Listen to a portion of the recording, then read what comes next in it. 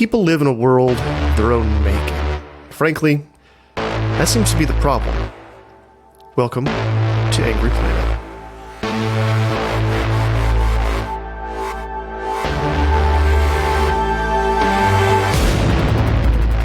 Hello and welcome to Angry Planet. I am Matthew Galt. And I'm Jason Fields. We've got Mark Galeotti on the show today.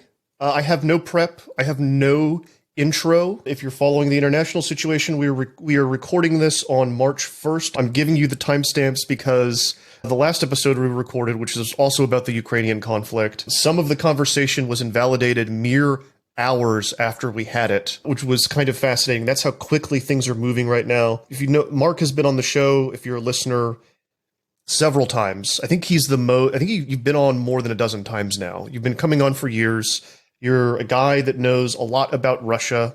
You've written dozen books or more, sometimes about specific conflicts, sometimes more wide-ranging. Mark, thank you for coming onto the show. How are you doing? I'm doing okay. Deeply depressed by what's going on, but in those circumstances, and given that you basically set me up as the sort of Angry Planet man with no life. Here I am at your disposal. That's us. Well, let's give for new listeners who may be tuning in. Can you give me your CV, a brief CV?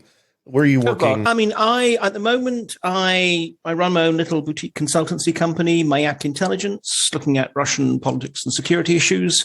I'm also an honorary professor at University College London, and I'm an affiliate with a different bunch of think tanks: RUSI, Council on Geostrategy, Institute of International Relations, Prague. I'm kind of sort of mainly an academic. I spent time at the Foreign Office, and I've been involved in think tankery. But basically, I've been sort of tracking around those, and I spent, 7 years in New York at NYU and various times in Moscow, in Prague, in Florence, and I'm now back in London.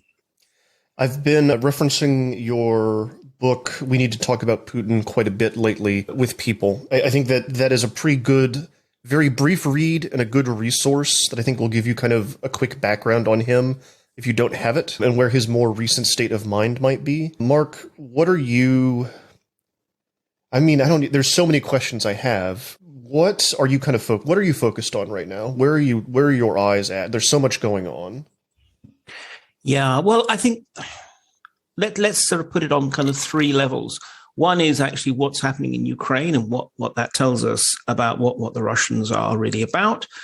Two, what's happening in Russia. And three, what's happening in the most arcane domain of all, which is the deep, dark recesses of Putin's head. In terms of what's going on in Ukraine, I mean, we have obviously Russian forces massing around Kyiv after a campaign, the early start of a campaign that really has been marked by what seems an astonishing series of blunders and misunderstandings, misapprehensions about how this war would actually be fought, which actually, I think, track back to the whole business about Putin. And in a way, to foreshadow what I say about that, if you automatically assume that Ukraine is not really a state, that the people of Ukraine are groaning under the weight of a neo-Nazi regime that is an American puppet in any case, then it might seem conceivable that you can race a few companies of paratroopers and Spetsnaz into Kyiv. No one's going to resist. The state structure is going to collapse around you. You can grab Zelensky, impose a new regime, that kind of thing. The teeny tiny problem is, of course, that that's a total misreading of the situation, that the Ukrainians are frankly more unified than they have been, I won't say at any point in history, because I really wouldn't want to push too far back. But certainly, if we think of ever since 1991 and the creation of the modern Ukrainian state, they have kept having, shall we say, not quite complete state-building moments. Well, this has been the real state-building moment. Plus, the Ukrainian military has been expecting and preparing for this for a long time, and the Ukrainian people are willing to become a nation in arms. So I think for all these reasons, Obviously, the initial Russian attack failed. It also failed for another reason that was to do with Putin, which is that basically most of them didn't know they were going to be doing this. In the sort of quest for presumably operational security, even though Western intelligence agencies have known for a long time what's going on, didn't tell most of the sort of middle-level commanders for certain, let alone the ordinary soldiers. They're not enthused, they're not happy, they haven't had a chance to prepare, and the usual kind of logistics mess-ups for which the Russian army is so rightly famed have all crept in. The trouble is that there's still a hell of a lot of soldiers, and I think what we're going to see is the Russians reverting to how they generally fight wars, which is with massed firepower in the van before sending in the ground assaults. So I fear this is going to get really ugly, uglier than it has already. So that's on the ground. Second level, in terms of Russia, the economic sanctions. I mean, it's not just that the Russians had no idea what was going to hit them. I don't think anyone else did.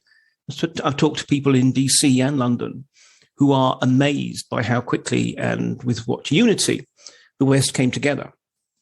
It's almost actually become almost problematic as countries almost vie to be able to come up with new sanctions that they can impose, some of which don't make sense, some of which, frankly, affect ordinary Russians rather than the regime.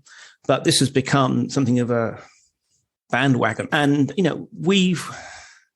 we've honestly no idea what's going to happen. This is the first time we have seen economic warfare of this scale directed against a country that is so large, but also so deeply interconnected into the global system, into the energy markets, into the supply chains, into the banking system and so forth. This is not North Korea. This is not Iran.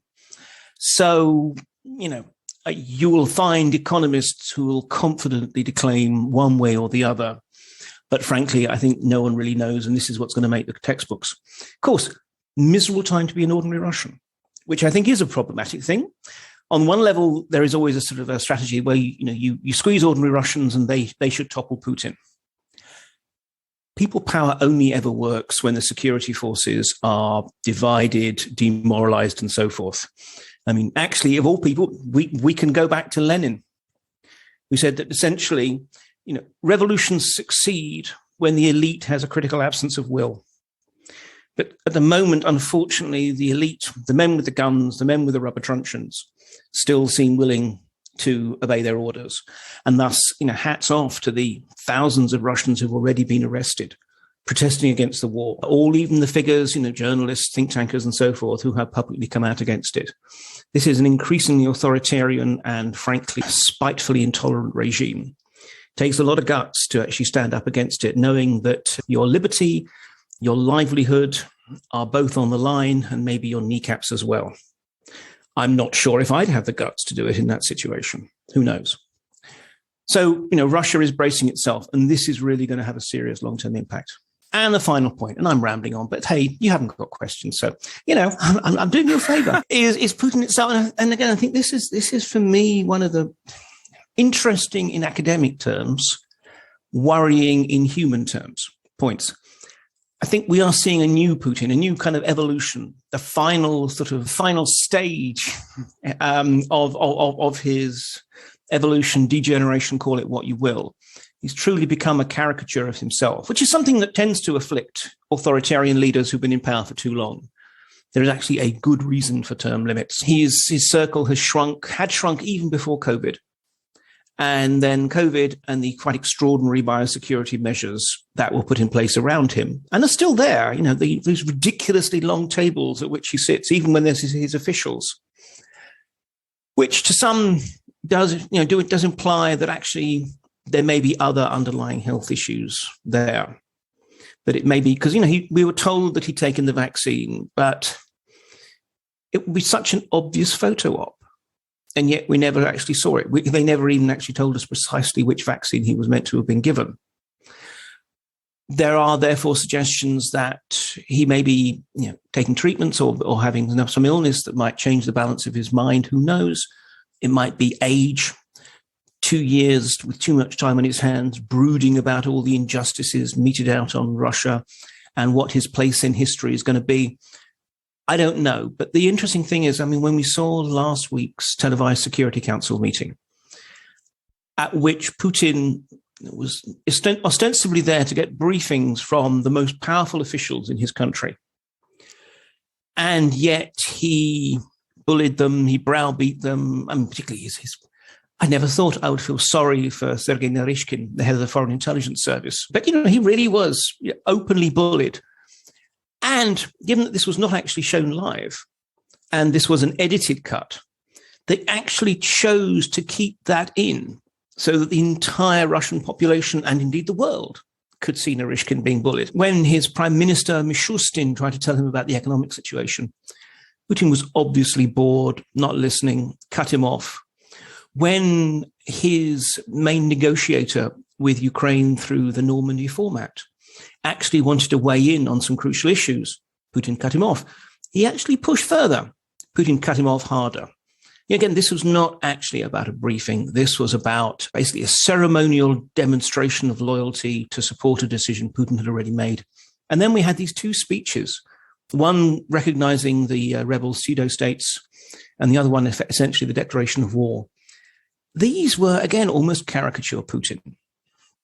The basic themes about hostile NATO that had cheated Russia in terms of its expansion, Ukraine that isn't a real country and might become a base for NATO aggression, that kind of thing. Those were not new. But the venom with which he outlined them, the extraordinary passion he clearly put into it, and this is not a man who does passion particularly. All of this, as I said, to me was a new dark Putin. It was a new evolution, and that's what scares me, because someone who in the past was very much a risk-averse geopolitician, very much this macho persona, but in practice he was very cautious, very gradualist, and so forth, and would actually often back away when actually confronted, whether it's the Turks or the Americans or whoever. Now we see this old man in a hurry, willing to make massive gamble. And the gamble, I think, clearly is not working out. And that means that we have to recalibrate how we think about him and how we respond to him.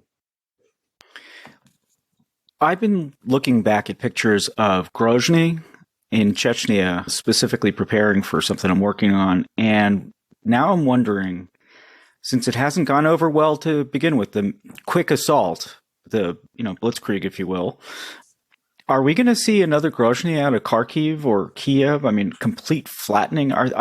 Is Putin or Russia willing to go that far? If you'd asked me a month ago, I'd have said no.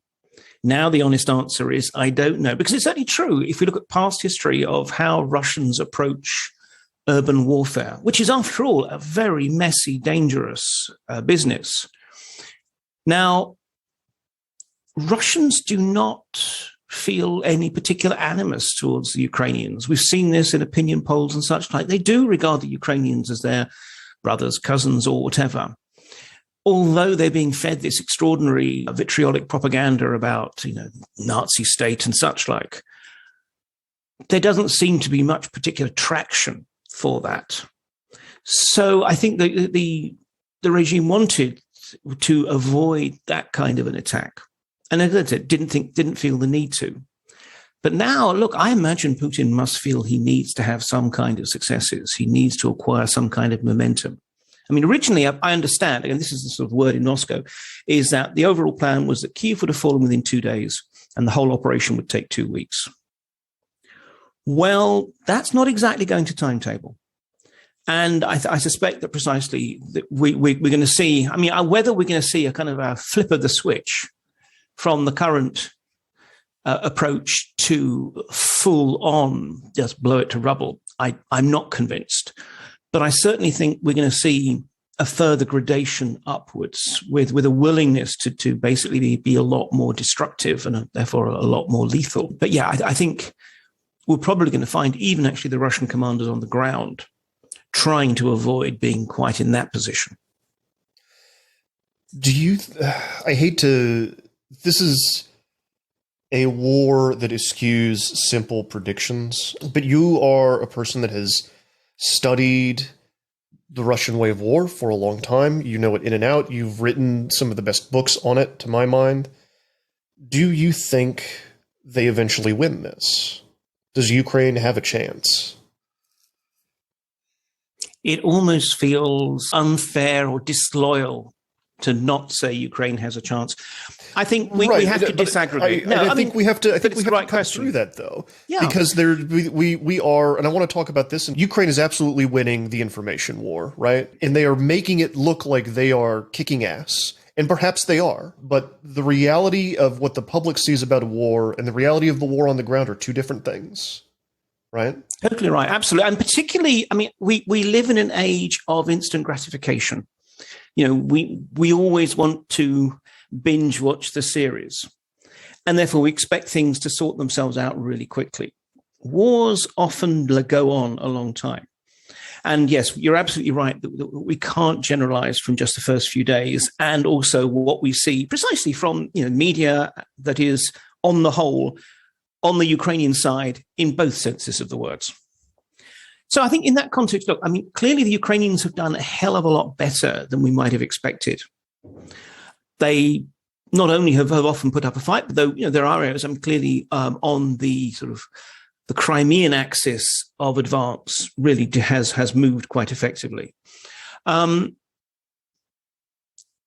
They have shown themselves capable of coordinating activities, maintaining against a massive indictment of the Russians, maintaining a certain degree of air defense capability and indeed active air capability.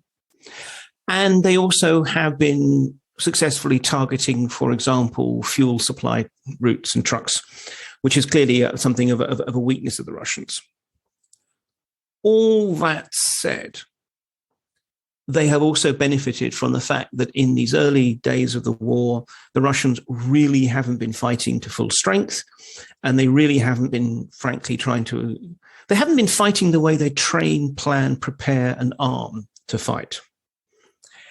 As we now move into what is likely to be a second stage, we're seeing, I mean, it's, at the moment, I think it's 80% of all the entire forces that were arrayed are now being deployed. We basically have not seen Russian air power in extensive use at all. And despite calls for a no-fly zone and such like, that's not going to happen. The Russians will ultimately dominate the airspace. And I think, therefore, the Ukrainians on the battlefield are ultimately going to lose. But the fact is, that's just the first stage of the war. I mean, the cities are going to be tougher nuts to crack, but even if the Russians do then manage to assert a certain degree of control over them, it then moves into exactly the counterinsurgency struggle. And that's going to be another matter. I mean, I'm not convinced that the Russians have the forces, let alone the will, to maintain that kind of a struggle on a country the size of France, that is, has a large population. I mean, it's interesting. There's actually obviously sort of huge differences in culture, in geography, and everything else. But in raw terms of size and population, you can map Ukraine and Afghanistan onto each other. And if one thinks about it, think of the Soviet war in Afghanistan. At peak, the Soviets had 150,000 soldiers in theater. And they had just over 100,000 Afghan government security forces. So they had 250,000 troops in country. And I mean, yes, it's difficult fighting in the caves and mountains and so forth, but it also is in some ways easier compared with actually fighting in a much more urban, built-up environment. More to the point, the rules of engagement that the Soviets used are clearly vastly more permissive than the ones that one can expect in Ukraine. Well, look, I don't think Russia can maintain 250,000 troops in Ukraine for any length of time. I don't know if Russia could put 250,000 troops into Ukraine at any one time.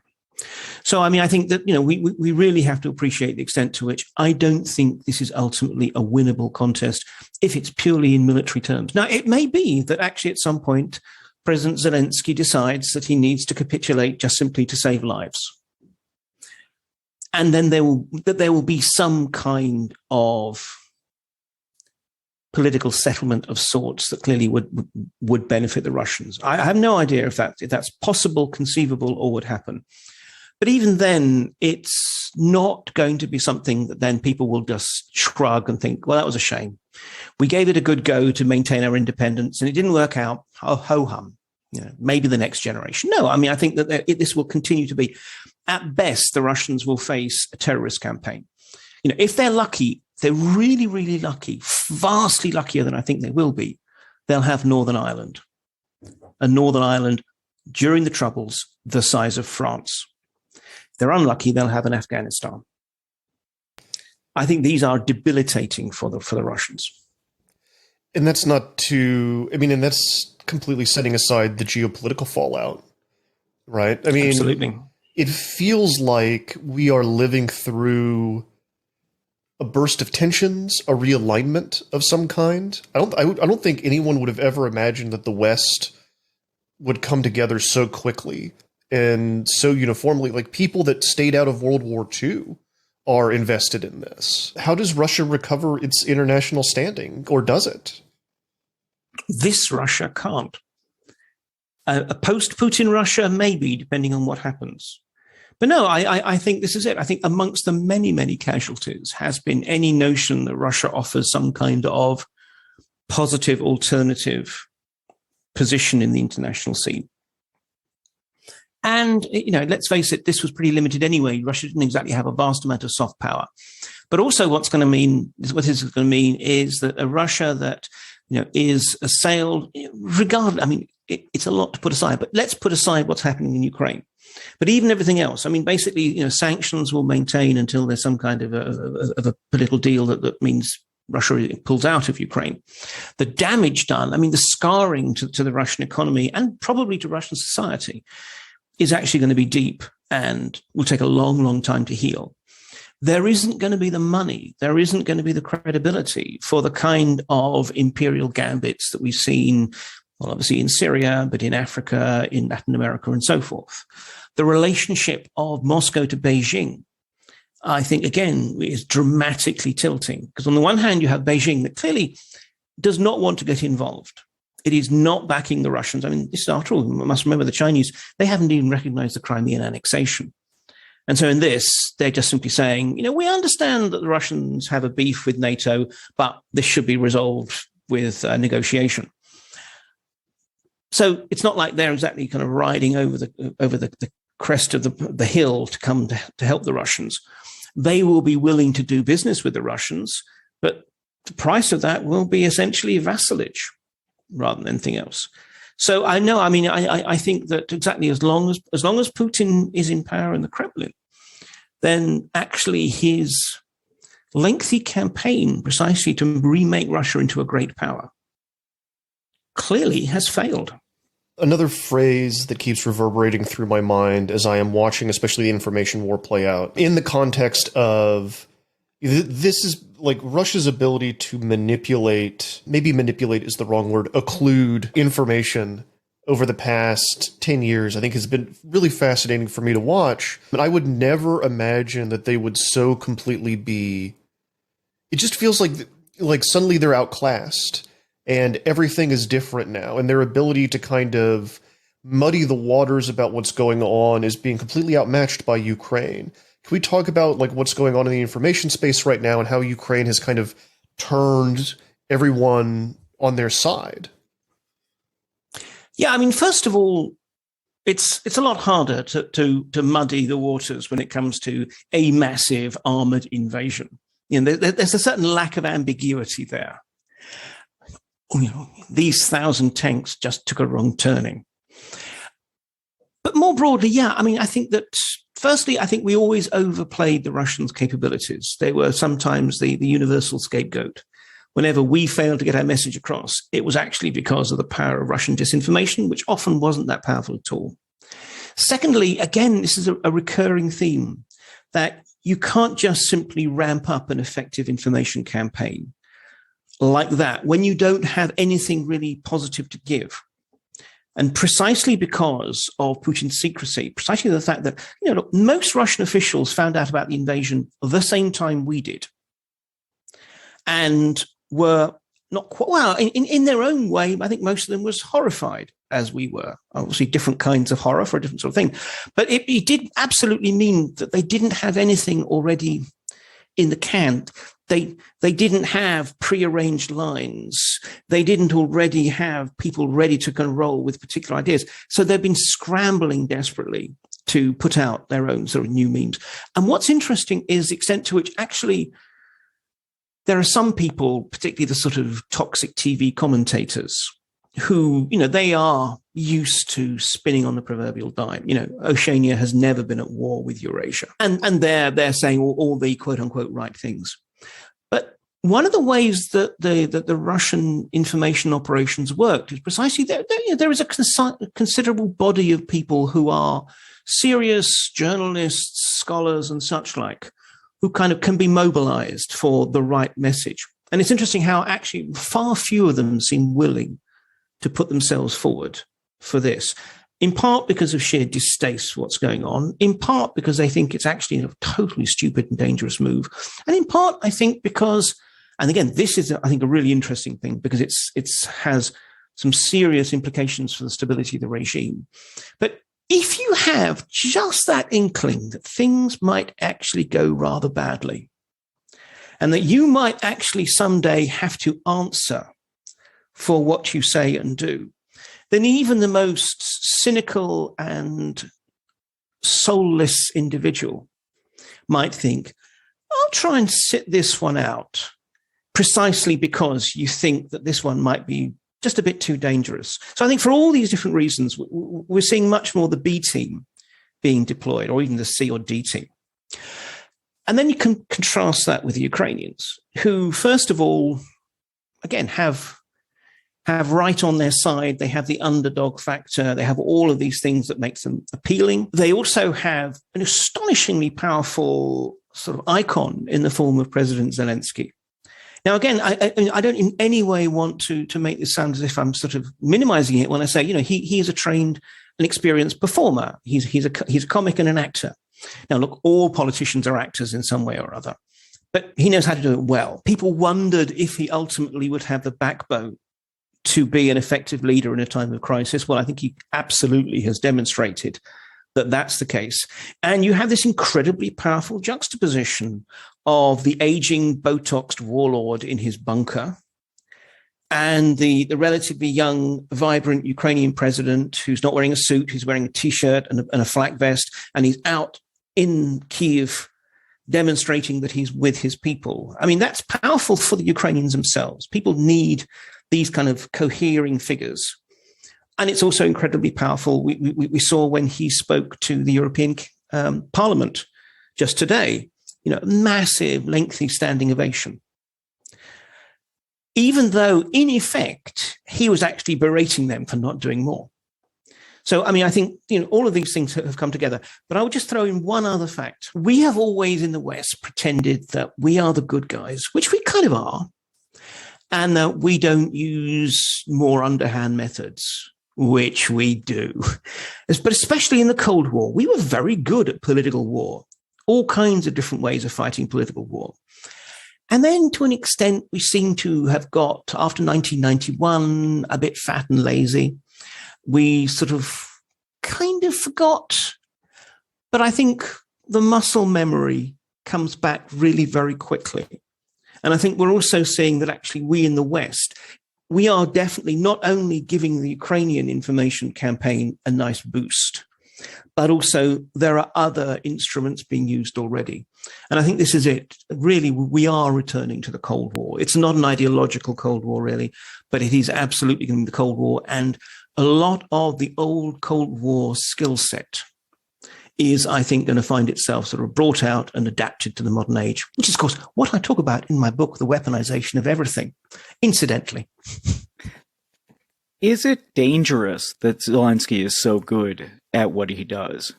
And what I mean by that is, can the West actually sit back and watch Zelensky get a bomb fall on his head?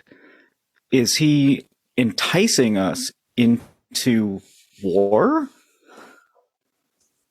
I mean, it's a good question, and certainly the current campaign. In some ways, I think and again, this is what you do in these circumstances. But the Ukrainians, having got, I think, much more than they were anticipating in the sort of first stage in terms of materiel, in terms of sanctions against the Russians and such like, Of course, in that situation, you're not going to say, well, that worked out pretty well. No, we're fine now. They're going to push further. They're going to try and take fullest advantage of the momentum. And I think this is what we're getting in terms of the calls for a no-fly zone, calls for other kinds of sort of direct intervention and such like. And yes, it becomes very difficult to deny Zelensky that. On the other hand, I think we should never, ever underestimate the ultimate cynical self-interest of Western politicians to be able to, on the one hand, clap Johnny Foreigner warmly on the back and say, we're right behind you, before wandering back off to go and do something else. I think that, yes, if Zelensky dies, he will be obviously a very powerful figure of sort of martyrdom of, more or less will become the new secular saint of Kiev and Ukraine. But I think that so far, at least, as I say, I get the sense that the West has sharp identification of the lines beyond which they're not willing to go. And therefore, they're not going to just get sort of into that point of thinking, oh God, how can we say no to him? Okay, let's, start shooting down Russian planes or similar. I think everyone is aware of the potential jeopardy here. And of course, Putin has been doing some nuclear saber rattling just to remind them in case they had forgotten. That's going to be like television we haven't seen in a long time from Europe. To watch Ukraine fall, it just sort of boggles my mind. And I think it'll be a real test. Well, it also won't be on television. It's going to be on Twitter and Telegram channels, right? Yeah. Well, translated to TV and... Well, again, I mean, you have all these segmented audience. Exactly. This is it. I mean, it'll hit the social media channels first, and then kind of like a rolling shockwave.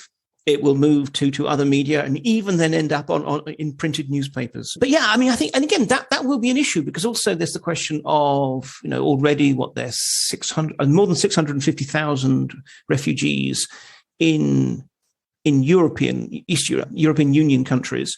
There's, I can't remember, certainly more than 1 million internally displaced refugees within Ukraine. And again, one can expect that they will end up being pushed into Europe.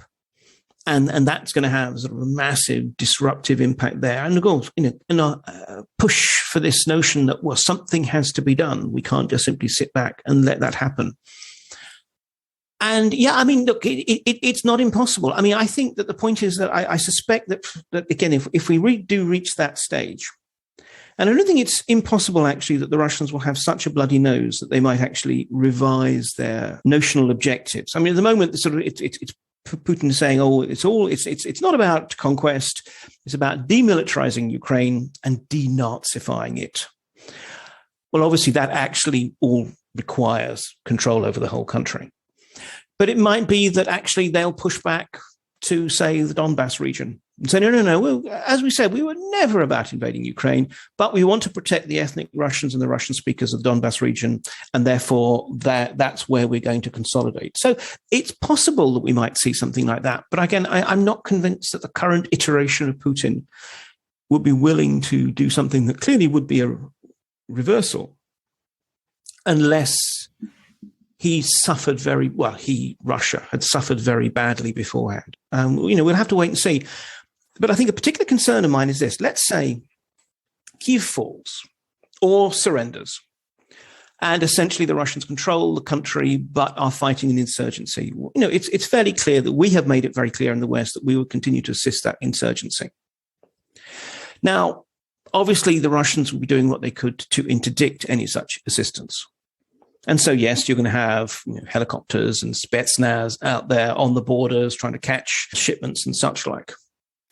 However, I find it very hard to believe that the Russians won't actually be rather more aggressive than that. And I'm not talking about sending sort of armed task forces across the border into NATO countries. That's an immediate Article 5 issue. But think about what happened in 2014 in the Czech Republic, at a place called Vrbětica, where a civilian arms depot was bombed by operatives from Unit 29155, the sort of Russian military intelligence hit squad, because munitions there were being sold to the Ukrainians. And then they went after the Bulgarian arms dealer who was responsible for the deal and tried to poison him. Well, if they could do that in 2014, I see no signs to suggest that the Kremlin is any less belligerent and risk-taking in 2022. So again, I think we will see these kind of operations being launched, and that will in itself pose a political challenge to the West. You just simply regard this as a policing and counterintelligence function, just to try and catch these people and then put them on trial or humiliate them or whatever. Or do you think, no, we also have to respond in some way ourselves? Perhaps not by sending operatives across the border, but perhaps, let's say, with more aggressive cyber attacks against Russian military industrial targets. And that can lead to the kind of slow accretional escalation rather than the big, I hesitate to use this word, bang type sort of shift in the nature of the relationship. I worry about cyber attacks specifically, because I feel like so much of that is new, and the boundaries around it and what does and does not constitute war are undefined. And I'm waiting for the day that a cyber attack is met with retaliation that looks like war. But, we'll see how that plays out in the future. Tell me more about the weaponization of everything. Yeah, in some ways, it sounds quite ironic and as if actually the basic thesis of the book has been disproved by Putin. Because one of the key thesis of that is actually that state-to-state wars have become much less common. They're too expensive, they're too counterproductive, and particularly in this integrated economic age, where we're all within the same economic space, but also the same information space. They're actually that much harder and sort of pointless to fight.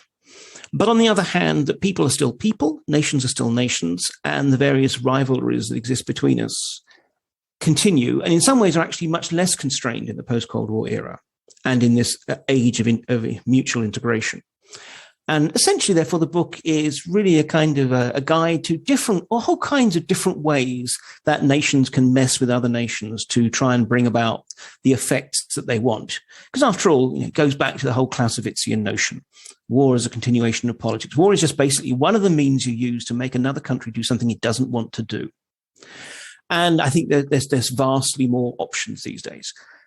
And we know about things like disinformation, but there's also lawfare, there's the mobilization of culture, there's not just economic warfare in the form of sanctions, but there is the sort of thing that the Chinese are very good at, which is essentially using influence, strategic influence, as a means of undermining and challenging other countries. So basically it's that. And to link it to the Ukrainian war, what's actually striking is that right up to the point when Putin pulled the trigger,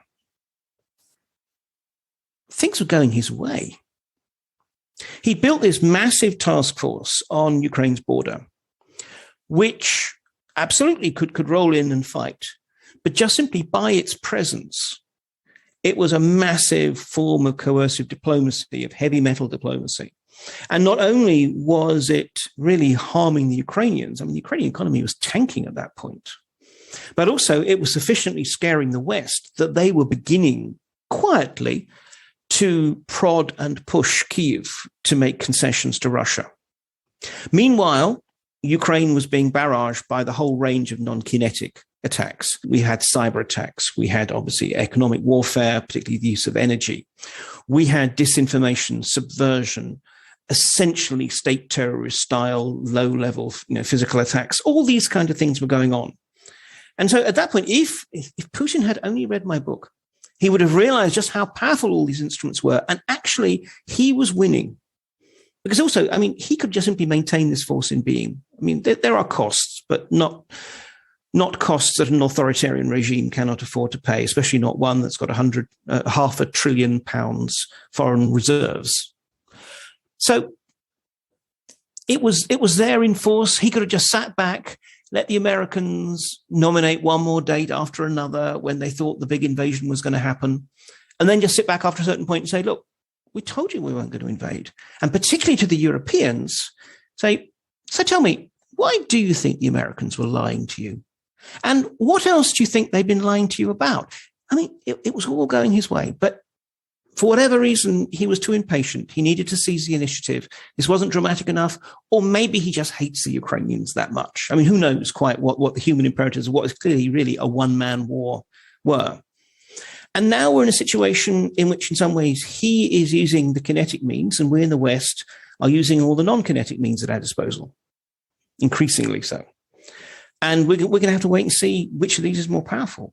But when it comes down to it, as we see 30% off the value of the ruble, as we see the Russian economy, really coming under very heavy pressure, as we see Russia more and more isolated, which incidentally, when it comes to the Russian people, I think is a very bad move, but there you go. In all these cases, I think we're actually going to find that ultimately it's going to be the non-kinetic means that will prove to be more powerful.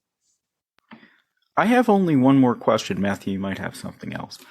But my final question is, what about Belarus? Is Belarus ever going to get rid of the Russians, or did we all just throw up our hands and say he can keep that? All indications, maybe not two countries, but he gets one. All indications of the last 48 hours seem to be they get to keep it. But I think in some ways they had already really sort of taken out the mortgage on Belarus when they bankrolled Lukashenko. I mean, he continued to basically sort of try and play the autonomous figure. But, in practice, where else was he going to go? There was no way he could again walk back what he'd done. He couldn't go back to the West and say, actually, come to think of it, the old order in which I played you off against Moscow and vice versa. Can we go back to that, please? No. I mean, I think, again, he was stuck. And, the Russians have now, firstly, they've moved 20,000 plus troops into Belarus, of whom, only some were ever going to leave anyway. But now they're essentially forcing Lukashenko again to incriminate himself in this war, to actually send troops to provide military assistance. And we certainly know that attacks on Ukraine have been launched from Belarusian soil with Belarus, or with Lukashenko's approval. So, yeah, I mean, one could say, he at least he gets that country. And there are certainly some commentators in Russia who are saying exactly, with the whole Slavic Union is back together. We're bringing the band back together. But let's be honest, is Belarus an asset or a liability? I mean, actually, that means that, again, Russia, even if suddenly this war went away, which obviously it's not going to do, Russia is now stuck with a pariah state that it has to shield and it has to bankroll. I've got one more, Jason, before we let you go, Mark. So in the weeks leading up to this, obviously U.S. intelligence was telling people exactly what was going to happen. Nobody believed it for good reasons, I think. But also there was a lot of people, a lot of journalists and a lot of analysts who are Russian speakers, some of them native Russian, who know this stuff in and out, were looking at this and they were saying, you're all crazy. Putin's not going to invade. It's not going to happen. I've been watching this guy for my entire career. I know his mind inside and out. This is not, he's playing a different game here. You don't understand 4D chess, etc. And now they were all taken by surprise. Many of them have said this has completely recalibrated everything I thought I knew. What do you make of this new Putin? Yeah, I mean, and it's worth saying, I mean, I'm one of those. Again, it's interesting. It's the military analysts who are actually sort of hawkish all the time. The political analysts on the whole saying, no, come now. I mean, from my view, I didn't rule it out, but I thought 30 to 40% chance that we'd have this military escalation. But the higher likelihood was not, that this was actually coercive diplomacy. And, let's be honest, maybe if actually Putin had got enough of what he wanted beforehand, maybe he wouldn't have pulled the trigger. Who knows? Again, that's someday we'll get the memoirs of his bodyguard or whoever actually listened to the actual conversations, and we'll find out whether he was just all along that barking mad. But I think the thing is, it's often very difficult to kind of spot a paradigm shift until it's just bitten you. I mean, in this case, I think back to the fact that it wasn't just that it didn't seem to me as if Putin would do that. It's that everyone I was speaking to in Moscow thought the same way. And again, because, Putin wasn't telling people what was happening. This has come as a real shock to everyone. And I think this is what suggests that we're dealing with someone, as it were, not who's totally new. And I hesitate to say mad. I mean, there's a lot of it. He's mad. The trouble is, if you say he's mad, you're more or less saying from this point onwards, we cannot possibly try and predict him. And I think we have to continue to try. We have to assume that there is a logic and try and understand it, not to forgive, but precisely to know what we're dealing with. But again, I think that just as in some ways the annexation of Crimea was a paradigm shift, where he actually decided, hang on, no. I knew the West was coming after my allies and so forth and didn't really like Russia and wanted us to sort of be neutered. But when the CIA created the Euromaidan rising in Ukraine, because, as far as he's concerned, of course, it couldn't just simply be a natural organic rising against a corrupt and unresponsive government. But when the CIA did that, that's when I knew they were coming for me. That's when they were actually coming right into my backyard. And that's when we started to be at war. And I think this is it. I think what we actually got from 2014 onwards was war fighting Putin. Again, political war, but, that was his mindset. But in a way, we didn't really know it until I think the annexation of Crimea really marked that stage. And we haven't really seen much of Putin in the last couple of years. I mean, again, particularly, but not exclusively because of the COVID.